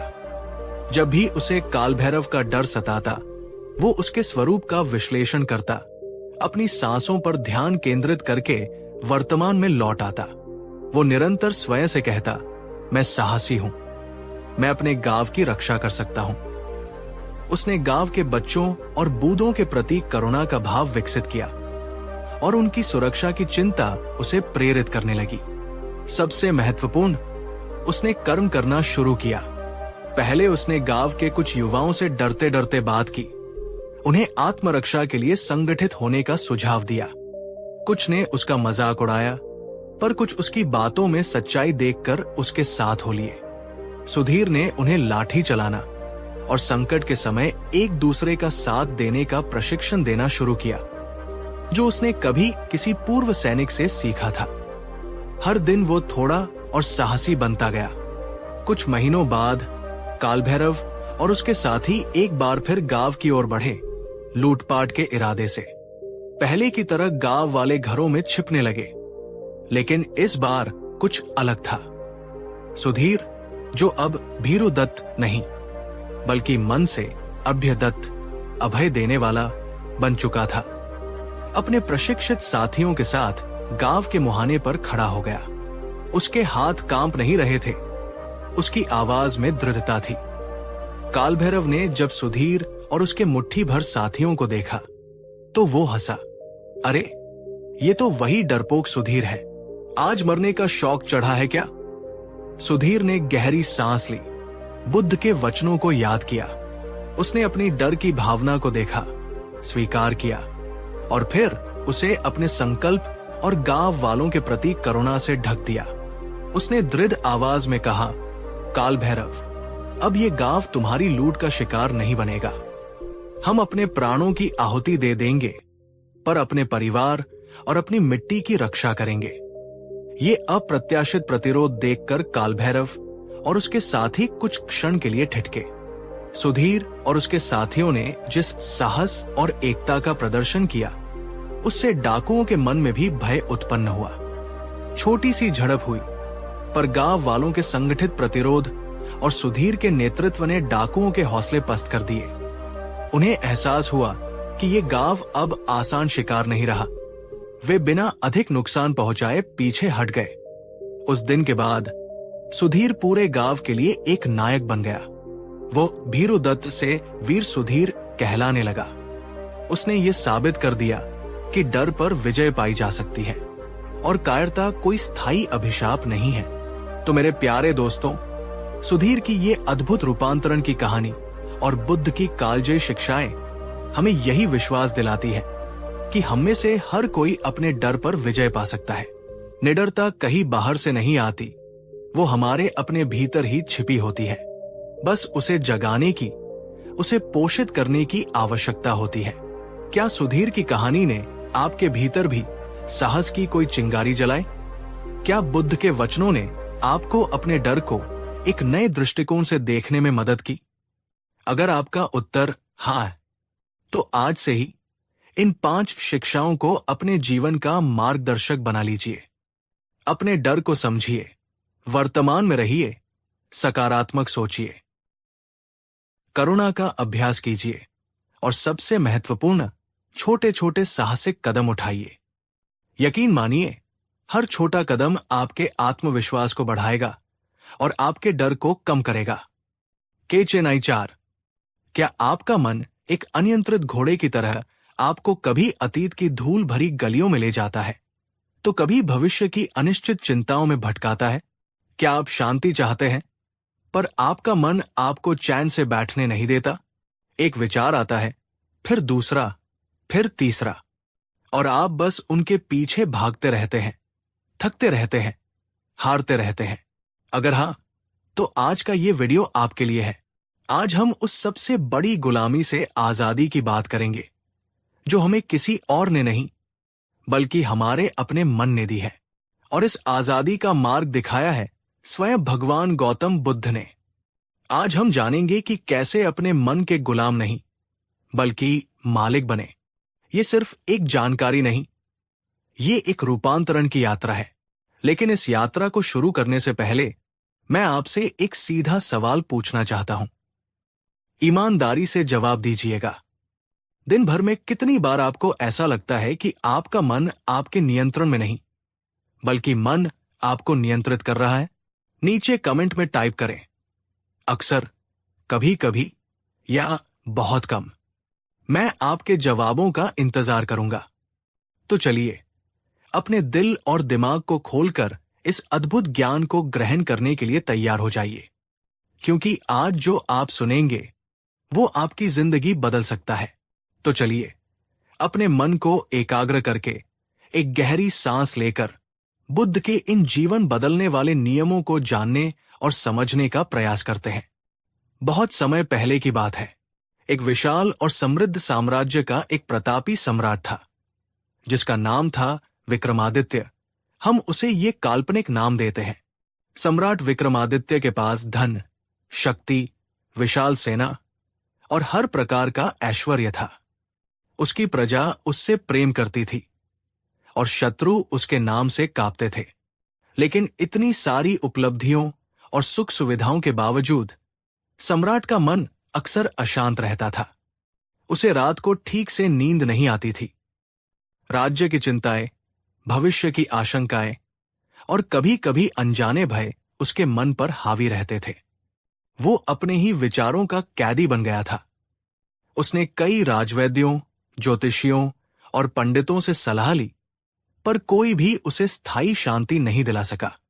एक दिन सम्राट ने अपने एक विश्वस्त मंत्री से अपने मन की पीड़ा व्यक्त की।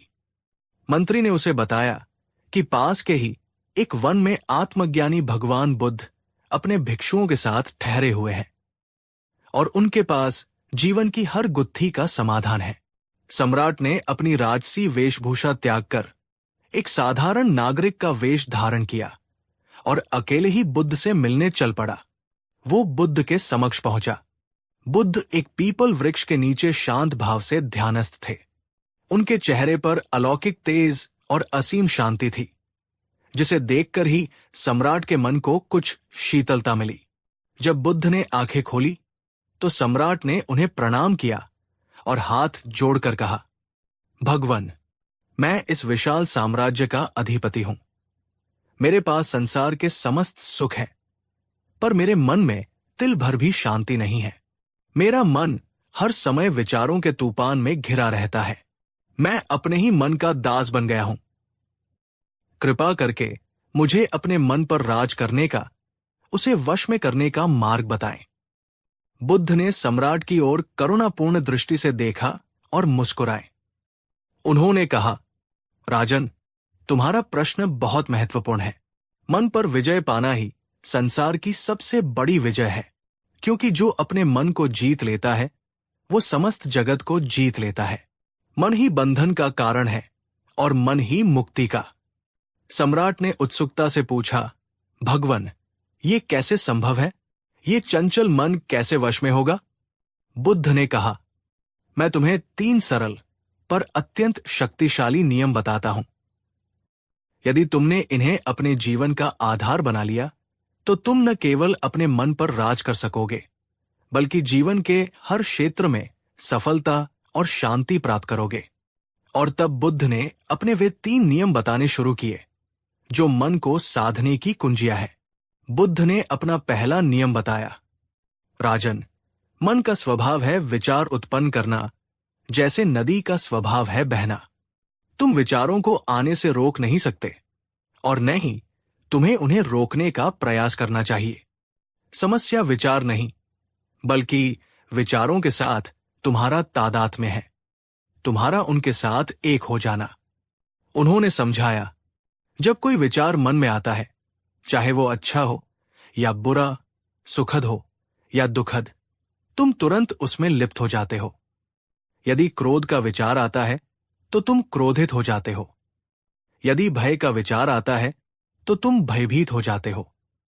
तुम ये भूल जाते हो कि तुम विचार नहीं हो, तुम विचारों को देखने वाले हो, उनके साक्षी हो। कल्पना करो कि तुम एक नदी के किनारे बैठे हो और नदी में विभिन्न प्रकार की वस्तुएं बह रही हैं, लकड़ियां, पत्ते, फूल और कभी कभी कूड़ा करकट भी। तुम बस किनारे पर बैठकर उन्हें देख रहे हो। तुम नदी में कूदकर उन वस्तुओं को पकड़ने या उनसे लड़ने की कोशिश नहीं कर रहे। ठीक इसी प्रकार अपने मन में आने जाने वाले विचारों को भी एक तटस्थ दृष्टा या साक्षी भाव से देखो। उन्हें आने दो, उन्हें जाने दो, उनसे अपनी पहचान मत जोड़ो। दोस्तों, अब एक सवाल आपसे ईमानदारी से जवाब दीजिएगा। जब आपके मन में कोई नकारात्मक या परेशान करने वाला विचार आता है, तो क्या आप अक्सर उसके प्रवाह में बह जाते हैं और घंटों उसी के बारे में सोचते रहते हैं, या आप उस विचार को एक बाहरी दर्शक की तरह देख पाते हैं? कमेंट में लिखिए, मैं विचारों में उलझ जाती हूं, या मैं दृष्टा बनने का प्रयास करता हूं। आपका अनुभव हम सभी के लिए सीखने का अवसर है। बुद्ध ने सम्राट से कहा, राजन, जिस क्षण तुम अपने विचारों से दूरी बनाना सीख लोगे, उसी क्षण तुम उन पर नियंत्रण पाना शुरू कर दोगे। जब तुम ये जान जाओगे कि तुम क्रोध नहीं हो, तुम केवल क्रोध के विचार को अनुभव कर रहे हो, तो वो क्रोध तुम पर हावी नहीं हो पाएगा। ये साक्षी भाव ही मन को साधने का पहला और सबसे महत्वपूर्ण कदम है। इस नियम का प्रैक्टिकल उपाय, प्रतिदिन 10 से 15 मिनट शांत स्थान पर बैठें, अपनी आंखें बंद करें और अपने मन में आने जाने वाले विचारों को बिना किसी निर्णय या प्रतिक्रिया के देखना शुरू करें। जैसे आकाश में बादल आते जाते हैं, वैसे ही विचारों को आने जाने दें। अगर मन भटक जाए तो धीरे से उसे वापस विचारों को देखने पर ले आएं। विचारों को लेबल करना, जब कोई तीव्र भावना या विचार आए, जैसे क्रोध, चिंता, तो मन ही मन उसे लेबल करें। ये क्रोध का विचार है, ये चिंता का विचार है। यह आपको विचार से अलग करने में मदद करेगा। मेरे प्यारे मित्रों, अगर बुद्ध का ये पहला नियम आपको अपने मन को समझने का एक नया दृष्टिकोण देता है, तो इस वीडियो को एक लाइक देकर अपना समर्थन जताएं। और इसे उन लोगों के साथ शेयर करें जो अक्सर अपने ही विचारों के जाल में फंसे रहते हैं। साक्षी भाव की शक्ति को पहचानें। बुद्ध ने सम्राट को देखते हुए, जो अब और अधिक ध्यान से सुन रहा था, दूसरा नियम बताया। राजन, मन की अशांति का दूसरा बड़ा कारण है उसका या तो बीते हुए कल में भटकना या आने वाले कल की कल्पनाओं में उलझना। तुम्हारा मन या तो अतीत की गलतियों पर पछताता रहता है, या खोए हुए अवसरों का शोक मनाता है, या फिर भविष्य की अनिश्चितताओं और भयों को लेकर चिंतित रहता है। उन्होंने समझाया, सत्य तो यह है कि अतीत अब मौजूद नहीं है, वो केवल एक स्मृति है, और भविष्य अभी आया नहीं है, वो केवल एक संभावना है। एकमात्र वास्तविकता, एकमात्र सत्य वर्तमान क्षण है। ये क्षण जिसमें तुम जी रहे हो, सांस ले रहे हो। जब तुम्हारा मन वर्तमान क्षण में पूरी तरह से उपस्थित होता है, तो उसे व्यर्थ की चिंता करने या पछताने का अवसर ही नहीं मिलता। जब तुम भोजन कर रहे हो, तो केवल भोजन करो, उसके स्वाद और गंध का अनुभव करो। जब तुम अपने परिवार के साथ हो, तो पूरी तरह से उनके साथ रहो। जब तुम कोई कार्य कर रहे हो, तो अपना पूरा ध्यान उसी कार्य में लगाओ। मन को एक समय में एक ही स्थान पर केंद्रित करने का अभ्यास करो। वर्तमान क्षण में एक महत्वपूर्ण प्रश्न आप सभी से ध्यान से सोचकर उत्तर दें। आपका मन दिन का कितना प्रतिशत समय वर्तमान में रहता है और कितना प्रतिशत अतीत या भविष्य में भटकता रहता है? क्या आप अक्सर वर्तमान के महत्वपूर्ण पलों को सिर्फ इसलिए चूक जाते हैं क्योंकि आपका मन कहीं और होता है? कमेंट बॉक्स में अपने अनुभव साझा करें। यह जानना महत्वपूर्ण है कि हम अपने जीवन का कितना हिस्सा वास्तव में जी रहे हैं।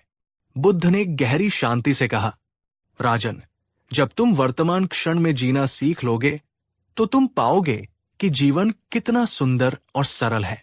चिंताएं और भय अपने आप कम होने लगेंगे, क्योंकि वे या तो अतीत से जुड़े होते हैं या भविष्य से। वर्तमान क्षण में केवल शांति है, केवल अस्तित्व है। इसे माइंडफुलनेस या सजगता कहते हैं।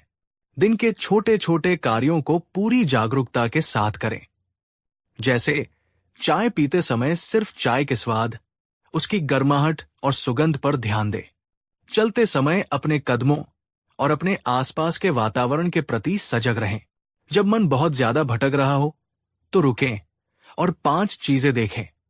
4 चीजें स्पर्श करें, 3 चीजें सुनें, 2 चीजें सूंघें और 1 चीज चखें, या किसी सकारात्मक गुण का चिंतन करें।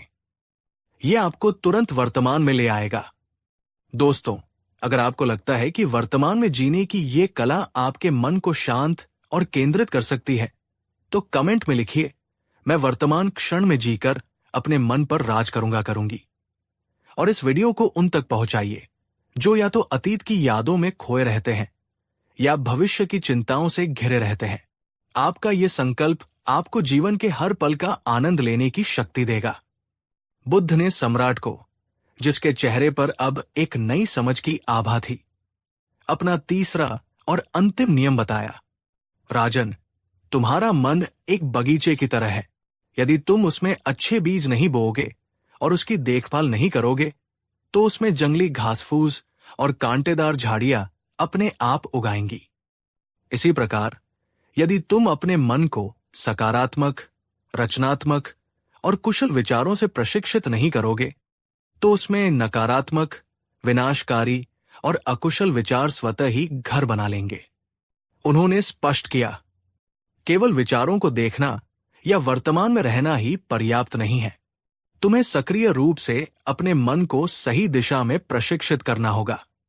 अपने मन में प्रेम, करुणा, मैत्री, संतोष, कृतज्ञता और क्षमा जैसे गुणों को विकसित करने का प्रयास करो। जब तुम्हारा मन इन सकारात्मक भावनाओं से भरा रहेगा, तो नकारात्मक भावनाओं के लिए स्थान ही नहीं बचेगा। उन विचारों और गतिविधियों से बचो जो तुम्हारे मन को अशांत या नकारात्मक बनाती है।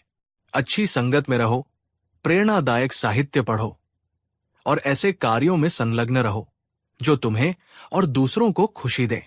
जैसे एक कुशल सारथी अपने घोड़ों को सही दिशा में ले जाता है, वैसे ही तुम्हें भी अपने मन रूपी घोड़े को कुशलतापूर्वक साधना होगा।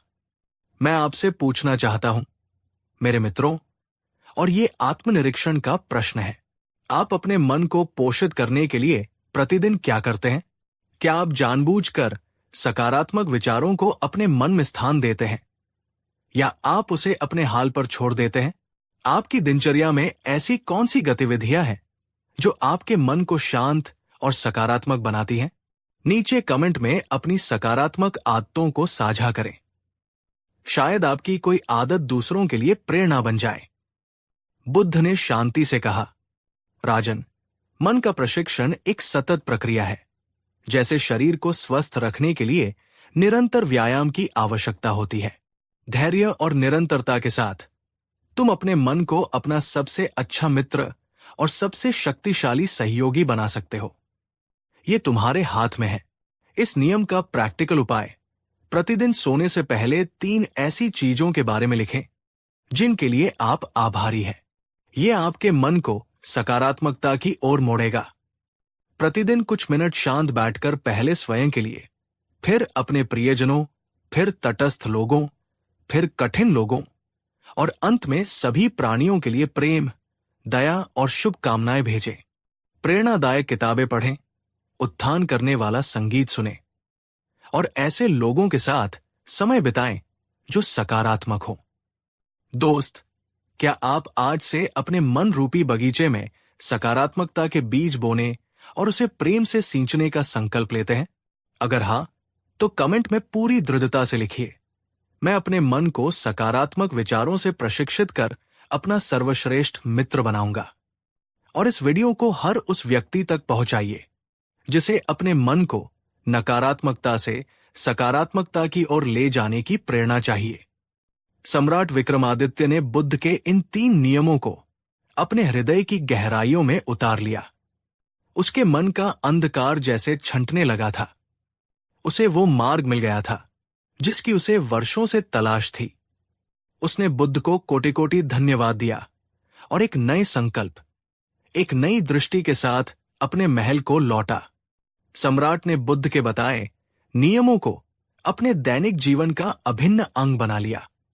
वो प्रतिदिन ध्यान करने लगा। अपने विचारों का साक्षी बनना उसने सीख लिया। वो छोटी छोटी बातों में वर्तमान क्षण का आनंद लेने लगा। उसने जानबूझकर अपने मन में कृतज्ञता, करुणा और प्रेम के भावों को पोषित करना शुरू किया। वो राज्य के कार्यों को भी अधिक सजगता और शांति से करने लगा। धीरे धीरे चमत्कार होने लगा। उसका मन शांत और स्थिर रहने लगा। उसकी निर्णय लेने की क्षमता और अधिक पैनी हो गई। उसे रात को गहरी और सुकून भरी नींद आने लगी। उसके चेहरे पर एक स्थायी मुस्कान और शांति रहने लगी। उसके मंत्री और प्रजा भी उसके इस सकारात्मक बदलाव को देखकर चकित और प्रसन्न थे। सम्राट विक्रमादित्य ने वास्तव में अपने मन पर राज करना सीख लिया था। वो समझ गया था कि बाहरी साम्राज्य कितना भी विशाल क्यों न हो, असली विजय तो अपने मन पर विजय पाना ही है। तो मेरे प्यारे मित्रों, सम्राट विक्रमादित्य की ये कहानी और बुद्ध के ये 3 शाश्वत नियम हमें यही सिखाते हैं कि मन पर राज करना कोई असंभव कार्य नहीं है। ये एक कला है, एक विज्ञान है जिसे सही समझ और निरंतर अभ्यास से सीखा जा सकता है। क्या इन 3 नियमों ने आपको अपने मन की कार्यप्रणाली को समझने में मदद की? क्या आपको लगा कि इनमें से कोई एक नियम विशेष रूप से आपके जीवन में क्रांति ला सकता है? अगर आपका उत्तर हाँ है, तो आज से ही इन 3 नियमों को अपने जीवन की नींव बना लीजिए। उन्हें केवल सुनिए या पढ़िए मत, बल्कि सम्राट की तरह उन्हें अपने आचरण में उतारिए। और फिर देखिए कैसे आपका मन आपका सबसे बड़ा शत्रु नहीं, बल्कि आपका सबसे विश्वास पात्र मित्र बन जाता है, जो आपको जीवन में सच्ची शांति, सफलता और खुशी की ओर ले जाएगा। ये यात्रा धैर्य और समर्पण मांगती है। अपने प्रति कोमल रहें और हर छोटे प्रयास की सराहना करें। अगर इस वीडियो ने, बुद्ध के इन गहन नियमों ने आपके मन को छुआ है, आपको एक नई दिशा दी है, और आपके भीतर अपने मन पर विजय पाने की एक नई उम्मीद जगाई है, तो कृपया इस वीडियो को एक शक्तिशाली लाइक देकर अपना अमूल्य समर्थन अवश्य दर्शाएं।